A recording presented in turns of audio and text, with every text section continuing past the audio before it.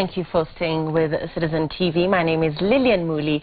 On Women in Leadership tonight, she's a woman of many talents. She actually used to be an actress at some point. She served as a radio presenter for many years where she addressed development and women issues before she took a plunge into politics. Today, she's the chairperson of the Parliamentary Committee on Education and the Women's Representative, Murang'a County. My guest in studio tonight is Sabina Chege. Thank you very much for joining us in studio this evening. You're welcome. First of all, congratulations. You graduated today with an executive MBA. Tell us a little bit about that. Busy day for you? Yeah, it has been a busy day for me. It has been 2 years down the line that I had to go back to school. I did my first degree in education. I have a master's in communication, but when I went to Parliament and the issues of being the chair of education, I really wanted to sharpen up my leadership skills, and I went back to school to do an executive MBA. It is we were being trained by the Copenhagen University in partnership with Mount Kenya University, and so today was a big day for me when I graduated, and I thank God for everything. Let's talk about the transition from the newsroom to politics. When did the political bug bite you? Not very long time ago, because I think it was actually late 2012. Because I was not a politician, I never dreamt of being one. I didn't have a desire to join politics.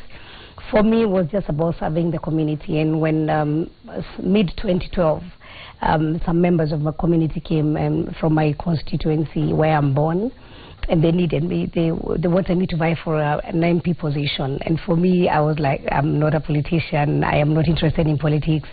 And they were happy for what I was doing. I already had a foundation called Sabina Wanjiru Chege Foundation. I was already helping children. I was already doing mentorship in schools. I was already doing a lot of things with the community, and so they came and approached me to become the member of parliament. And because the incumbent then was a person who had supported a lot, who had campaigned for during the 2007 elections, I was like, what do I go tell people? This is the same person. I told them he's a very good person. I would not go back again and say bad things, so because I don't know how to pretend, I don't lie. And I told them no. Then they told me, we want to give you some time, go think about it, because we want you to come and vie. And so after some time, and I was already in the media, I knew about many positions, I told them, I think I will vie for it's okay, I'll go into politics, but I'll vie for the women rep position in Murang'a County. But I knew it was such a huge deal for me. I knew I would not get it.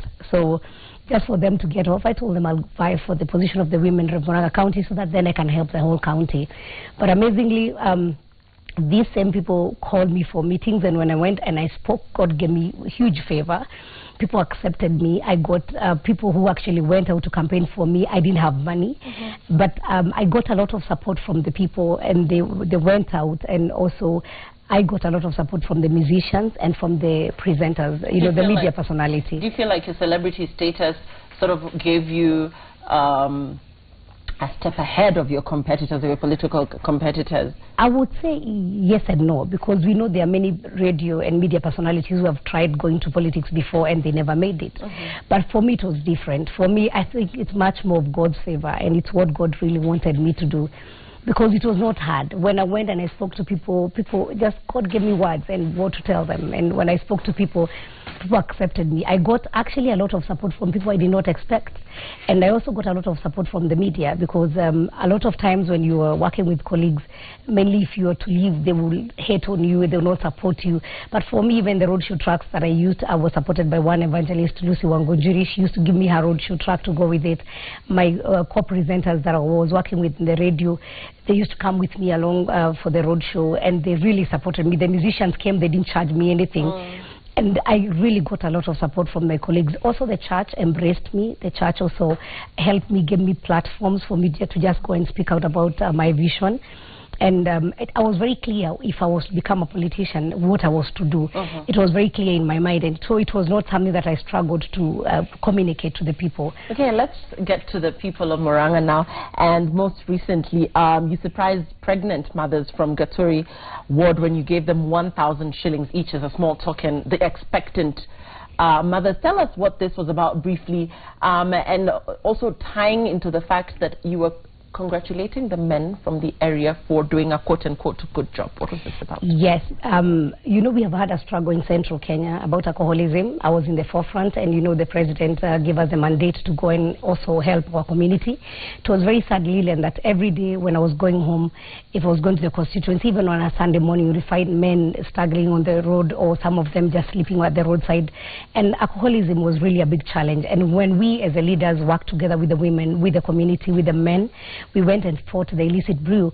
I was happy to walk home and find women pregnant. And what I said, this is not just something that I can ignore, because I have gone to other parts of the country, and for sure, the central Kenya, we are not having many children. And a normal family has 2 or 1 or 3 children. They are not having many children. Unlike men are out drinking. Yes, but after we went and fought the illicit brew, we had something to smile about. We had something to celebrate. And I told the women, hey, it's not about us. We need to appreciate the men and tell them we really appreciate them. Because I've realized that if there's no love at home, then the man will go out and either become an alcoholic or go and look for something else to do. And what I've been doing, not only in Gaturi, but when I go for all my meetings in Murang'a, I'm encouraging the women to love their husbands more. The Murang'a women are very hardworking. They go out, they are doing table banking, they are going out to farm, and sometimes they become too busy and forget to care about their husbands. And so I'm trying to bring back the family, because once the family stand, the community stand, and the nation stand. What about claims that there's been a resurgence in parts of central Kenya of the crisis that brought the president's attention to this issue in the first place? How far are we in the war against alcoholism in that area? I would say the war is not over, because we have a few people who are not, who just want to make business killing people. And you see, we did a phase 1, and I know we'll come back at phase 2. Yesterday, I was at a place called Kihumbwini in Gatanga. And when I was driving from Kihumbwini going to Kigumo, I met a guy at 11 who was very drunk. And, you know, I stood and asked him, where did you drink? He actually even told me the area chief of a place called Kyunyu is the one who actually even goes and collects money. And I was very disturbed. I talked to the county commissioner, and I know we are going to fight and continue fighting. The fight is not over. We have a few bad people, but we would like to warn them that we will not watch as our people perish, as we lose a community because of a person, an individual who want to make money. The women are out there, the men are out there. I was also very proud to go to a place called Kirere, and I found a guy who was at the rehabilitation, you know, the Murang'a government, county government rehabilitation center. And I met him, very smiling at me and telling me now I no longer drink. He looked nice, and I was encouraged. So they are very good stories. We also have a few bad, you know, people who still would want to go back to that business, but we are warning them. We are there, we are watching out, and the administration is also working closely with us. Okay. And before we get to your work on the ground, I want to talk about your recent announcement that you want to be Deputy President William Ruto's running mate in the 2022 general election. This of course, in a lot of circles, seen as hugely ambitious. Tell us about this and how serious you are about this particular statement or plan. Well, there's nothing that is overambitious, and I believe everything is possible. Basically, what I did is not, I didn't make an announcement. I said I would really be happy if the deputy president, when he becomes the presidential candidate 2022, selects a woman, because we have been fighting on the issue of the gender and the gender balance, and I think he must lead from the front. And I said, as a woman, I'll be very proud if he selects a woman as a deputy president. Of course, we are told by the Bible, you love yourself, you love others like you love yourself. So I said, I would be very proud. What was his reaction? I have not had this discussion. Actually, it was an off discussion. We were seated with the media people. I didn't know they were to pick it up. They asked me about the opinion of deputy president becoming the presidential candidate 2022, and I committed, and I told them he has my full commitment and support, and I believe that we need to support him as a presidential candidate 2022. And when we're just having, it was a casual discussion with the journalists, and I saw it on the media. I told them I would really prefer him to have a woman or a female deputy president, and in that case, I have all that it takes. I know I have it, and I can become the deputy president come 2022. You're the Parliamentary Education Committee, the chair, and you support the move by Education Cabinet Secretary Dr. Fred Matiang'i to abolish midterm breaks in third term, as well as the prayer days in third term. Tell us about this and how you think that will benefit students across the country. I guess we have been having several challenges in the education sector, and once people sit down, the stakeholders sat down and asked themselves, then what's the problem and what's the solution? And I think part of it was that we need to minimize the traffic in and outside the schools come that term. And part of that was that time was really a very busy time for the schools to do the prayer day and the parents to come for visiting day. And part of the research that was done, this is the time that the phones were sneaked in. This is the time that parents came, fed their children, and the children got food poisoning, and so they're not comfortable and were doing the examination. This was also time when some students, when their parents didn't come to visit them on that time and they're having examination, then they also got affected. These are children, and they were affected emotionally if their parents didn't turn up for that time. And so part of the solution was to make everybody equal. So once you report back to school, there's no going back home. The parents are not going to be allowed to come in. And so the prayers were not banned. And I want to make it very clear. What Dr. Matiang'i said is that we will not have the parents coming in. But the prayers and the clergy, the chaplain coming in and worshiping and praying with the students, that is not banned. And it's good to be very clear What on about the radicalization that has been reported over recent days across schools in the country? What do you think is causing this? What is being done to stop this? I think the best thing, what we need to do is for the parent, it's a wake-up call for us. I am a parent. I have a child who is in high school. And I think we need to be very close to our children and monitor what they are doing. Because we have left the responsibility of bringing our children to the teachers. And so we have become strangers to our own children. So when there are changes, we don't even notice them. When they have they've developed some new friendship, we do not even know who our children's friends are. And I think it's a wake-up call for us, because we are young parents, and this is my generation that we now have these children, that we need to stand up and just close the gap and become a little bit closer to our children. Secondly, if you cannot really be able to discuss the deeper issues with your child, let them have a very close friend of yours who can be an auntie, who can be an uncle, who they can share and their fears and also their achievements too, if they're not very free with you. Because we are now in a changing world. There's social media. There's a lot of the world is on the palm. We have globalization. We have our children accessing information from all over. They can make friendship from all over, and so a lot of things will happen, and we will not even be able to know that our child has been has a new friendship, or the radicalization has happened. So it's important to keep monitoring, and not the parents not to leave the responsibility of bringing up their children to the teachers alone. I feel sad, Lillian, when I see when we ban the tuition and we see parents complaining. They ask, what am I going to do with my child for 3 weeks? Really? And you have the whole year, the child is in school for 3 months, so that means around I think 9 months they are with the teacher. So 3 weeks is not a long time for us to ask the parent to be close, to know your child, to let them be. And I think we need really to start offering even the parentship programs and even talks in our high schools, because there's such a huge gap. And I think also being role models, because our children are looking at us and what we are doing. I'm very disturbed by the riots that are happening in our schools now. But you see, when you see the children burning schools, it's a reflection of us. It's a reflection of what is happening in the society. When parliamentarians, we don't agree, we pour water on each other. Right. When we see people on the streets, so we need really to know that we are role model and our children are watching. Let's talk about the role of women representative, which has not quite been understood by sections of parliamentarians as well as the public in general. And you know that there have been calls to scrap this particular position because it has been felt largely felt that your impact has not really been felt, that women reps, like I said previously to another guest, are flower girls. What is your response to that, and what has been your impact in Murang'a County? I'll tell you for sure, we're no flower girls. We are 349 members of parliament. Out of those, 24 are chairpersons of specific committee. Out of those ones, 3 ladies are chairpersons, and I am one of them. And I am a chairperson of a very powerful committee which have brought a lot of difference and new policies in the education sector. So when you call me a flower girl, I'll really feel abused. It's not really the right word to use. Secondly, what happened with Kenya is that we need to know the role of an MP, actually any legislature, because the actual role is to go to parliament and make laws and represent your people in parliament.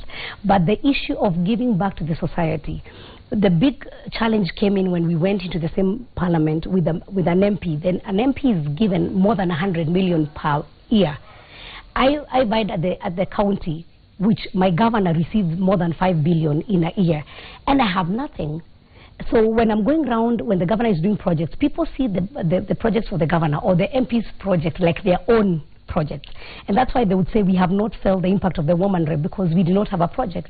And when we struggled so much this year, we were given around 4.5 million per constituency. Compared to 100 million is still little, but I am very sure that now people have really now felt the impact of the women reps, because personally I have done projects in Murang'a County. I have been on the ground. I have given water tanks to our primary schools. I've gone with the women. We are doing table banking. We are already doing poultry farming with them. We are doing kuku kienyeji, and I've been on the ground. And there are so many things. I've given bursaries, I've given scholarships, and I have changed and touched many lives in Murang'a County. I think the whole thing, and what we need to understand is, if you are members of parliament, let's all be treated equally. If a member of parliament of a single constituency is being given 100 million, then the women rep should also be given 100 million, because your constituency is your county, so that there is equality. And I think that was the biggest challenge that we had. For the past 3 years, we didn't have any finances. But right now, we have gone to the ground. I've seen women doing projects, and I know people will come to appreciate the role of women, and especially in legislation. We speak in parliament. We have also passed law. I have a bill on nursing mothers, and several other women have also come up with various bills that are going to have a very good impact in the nation. And yes, you as an individual have achieved a lot as Sabina Chege, but what is your general feeling about the other women representatives that you sit with, per se? Come 2017, those that will be vying for the same position, perhaps who have been very lackluster or perhaps been very laid back. What is your general opinion about the way forward regarding this position? Do you think it should be maintained? Yes, I will tell you, the truth is a lot of women reps will go for MP's position. I think a few of the women who are in a single constituencies are going for the governorship. Including yourself? I'm not. I am still retaining my women rep position, because I need to give it a meaning, and I need Kenya to believe that the position of women rep was justified to be in the constitution. If I run away from it at this point, I will not have impacted the way I would want to impact, and I want people to trust women leadership. And I know it is not easy, but it's not just about women. Actually, 75% of the members of parliament will not come back. You can imagine if 75% members of a single constituency will not come back, and they had more than 100 million in their kitty, then what would you expect with the women reps? I think they have tried. A lot of them, when we went to parliament, they were not able to cope. Personally, like when I found there was no kitty, I did a fundraising quickly. I did my Thanksgiving, where my friends gave me money, and I started table banking. We started with 6 million. Today, the women of Murang'a are revolving 60 million as part of their table banking. And these are the women who are in the grassroots. So some of us were not able to cope. They were shocked, because the expectations were, when we go to parliament, we are going to be treated equally with other members of a single constituency. And let's talk about that equality and the divisions in Murang'a County. Yes. Those between leaders, some MPs in support of the governor, others not in support of him. How has that affected your leadership? It has been very challenging, because I love peace and I love development. I think I'm one person who came out clearly, and I talked to my governor even in public functions when he did wrong. And I believe in talking the truth. And I actually told him, I'm not telling you this is not right, so that I take up, because some leaders came and told him, Sabina won the position of Governor Murang'a 2017. I told him, 2017 of seats, including myself, my current seat, they're all going to be vacant. But I really needed, because we were voted in as a six-pack. You know, we were the six doves. And we needed our people to trust in us, and we needed our people to benefit from our leadership.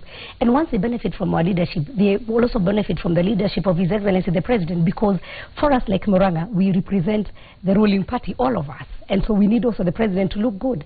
And so when I spoke, some people thought I really want bringing my governor down. But a lot of things have happened, a lot of what has passed under the bridge. But sometimes some people have also become very petty. And so I think the best thing, what I've seen in leadership, one is humility. And even if you want to correct the other person, correct them with a lot of humility. Because I don't want to put you down so that I look good. And I think if you all mean the best for our people, we should support each other. Where a person goes wrong, because none of us is 100%, we are not perfect. If we would be able to correct each other and work together as a team, that is my desire. Sometimes it's not possible. Sometimes I'll have functions and invite members of parliament and they don't attend. And I'll also now go to the constituency and I don't tell them, because I was also voted in that area. And because I don't want you to sabotage my function, I just go and do my function alone. Right. But it's good to work together as leaders. As we begin to wind up, you've been very vocal on the Nursing Mothers and Child Care Public and Workplace Facility Bill. I want to talk about this particular issue because talking to my colleague Jackie Maribe previously, and I know I forwarded this question to you before, she said that Mheshimiwa here never shied away from going with baby to seminars and just taking time off to go and nurse. Tell us about this particular bill and why for you feel it is important for women to be given an opportunity to be able to nurse in their work environments and wherever they are at in a healthy, clean environment. And we do know that this is missing largely in a lot of organizations in the country. I guess, you know, people thought members of parliament are not normal human beings. And number two, I think why people don't really trust women in leadership is because they thought once you become a politician as a woman, then you have your other, you have other ways and you're not a normal woman. And for me, I'm a wife, I'm a mother of 3, and when I went to parliament, I got another baby. And so I got my son Eli, and which means my God is God, because really it was God who even made me go to parliament. And when I got my baby, I could not shy away because I am a woman. And the first thing before I became a politician, I am a woman and I'm proud to be a mother. And so my challenge and what I went through even in parliament is that when I carried my baby, I didn't have a place to breastfeed unless I went to lock myself in my office or in the car. And I also thought about the woman who will leave Murang'a. From Murang'a coming to Murang'a town, you get to Murang'a town and you need to change the nappy for your child, or you need to breastfeed, unless you get into a hotel, or you cannot do it in a matatu. And so we have smokers zone in this nation. It is important we have a private room where mothers, the ones who want to express their milk, can go and express their milk. The ones who want to go and breastfeed in privacy can have privacy. The ones who want to go and change a diaper, even a place they can even go and buy the diapers as a dispenser. And so this is just to make motherhood enjoyable, because we bring life. And we are bringing the next generation. And I think mothers need to be comfortable when they are handling their children. Well said, and we're starting to wind up. We'll be taking your tweets very shortly. But final question, you were installed as an elder, as a Kikuyu elder, by the Kikuyu Council of Elders, against the wishes of some elders. How will women earn respect from their male counterparts? I know this is a traditional and cultural issue, so we don't need to get too much into that. But just as we close this interview, how women will earn the respect of their male counterparts, looking at you being installed as a Kikuyu elder and that drawing criticism from male opponents, looking at sections of parliament wanting to scrap the women representative seat because they feel that it is not adding any value. What will it take for women leaders to earn respect from their male counterparts? I guess for the male MPs wanting to scrap the position of the women rep, I think it's they're just scared and they're not genuine. For me, I want to put it clear that I was not installed as a Kikuyu elder. Just people who wanted to just be malicious. What happened is that I was dressed up as a Kikuyu woman. There was a function where there was the chairman of Murang'a County, who was now being sworn in as the chair of the Kikuyu Council of Elders. And part of that is that the Kikuyu home, there's a child and there's a mother. So for me, as being the woman representative, they call me Maitoa County, which means the mother of the county. They officially gave me the dress, how I'm supposed to officially dress as the Maitoa County. The women came, and the kind of advice I got on that day on how a Kikuyu woman should be, on how as a mother of the county I should behave, not only in the county but in parliament, when I go out there representing Murang'a County, even abroad.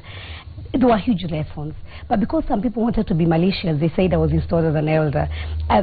Those are details. Women are never installed as elders. But we also have a lineage of how the women in Kikuyu, how they became. There are several age groups and how at whatever age group you're supposed to behave, and how you're supposed to be a role model. Basically, that was it. It was very simple. It was a ceremony I really appreciated. But what I saw in the media, actually some of those men who were criticizing, I met them later. And unfortunately, when I spoke to them, they didn't even know, they did not even attend, they didn't even know what we were talking about. When I asked them questions on what happened in the ceremony, what they were saying happened, nothing happened like that. And for me, it was really a great moment, and I'm always proud wearing that dress. So and to I feel respect, it will take a final word as we take your tweets. To earn respect, it will, one, you have to be humble. I think the phobia, especially in the Kikuyu, is because, especially in Murang'a and women leadership, we had a woman called Wangoa Makeri. And there's this story that goes that she sat on men, which I think is a story that was created by men. But all the time when I go to Murang'a, I normally say, I want to actually say, if Wangoa Makeri did something on her behalf, I want to say sorry. And I want the women of Murang'a to be respected. We can be humble. But we can, at the same time, we can be very good leaders. We are mothers. We think about everybody. We are not selfish. And for women to really prove it, it's just to be persistent. Don't shy away. I want to tell women, come out and seek for these positions. But as you seek for these positions, be humble. The second thing I want to tell women, don't be an enemy of the other woman. Don't go bad-mouthing the other woman. Remember, you are undressing yourself because you are similar with that woman. If you're looking for votes, just go tell people your agenda. If you see a woman going to bad-mouth the other woman, that means she has no agenda. And any other leader, not only women, go talk about their agendas. What you want to do for people. How different would you be from that woman or from that man? How different would you be from that leader? And I think the fear of the Lord is one thing that I will not take for granted. It's something that will make the women in leadership be respected. Because, you know, we are looked at from a different lens. If a woman makes a mistake, it is magnified. But if a man does the same mistake, it's not magnified. So for women, be humble and fear the Lord, and God will guide you. The wise words of Sabina Chege, Murang'a County Women's Representative. We want to take your tweets very quickly as we close. Thank you very much for your feedback. Let's take a look at what you're saying. All right, Sabina, in fact, you have all it takes to be a DP. Be assured that women in this country will support you. That's Emily Mutwiri. Henry, you're saying, that's my women rep. She really is charismatic. Keep up, Maitoa County. Sabina Chege is so ambitious. I like her spirit. May her dreams come true. And Sabina has shown that women have the capacity to lead. That's from Eliud. Abdirahim, you're saying, Sabina Chege, brilliant, confident and smart leader. Women can lead. They lack full support from the society. Okay, so it's all roads for DP, if that's what you choose. Thank you very much for joining us on Women in Leadership tonight. We are crossing over to Joy and Willis for 10 over 10. It's going to be an amazing show. You want to stay with Citizen TV. That's all the time we had. Have a lovely evening. Good night.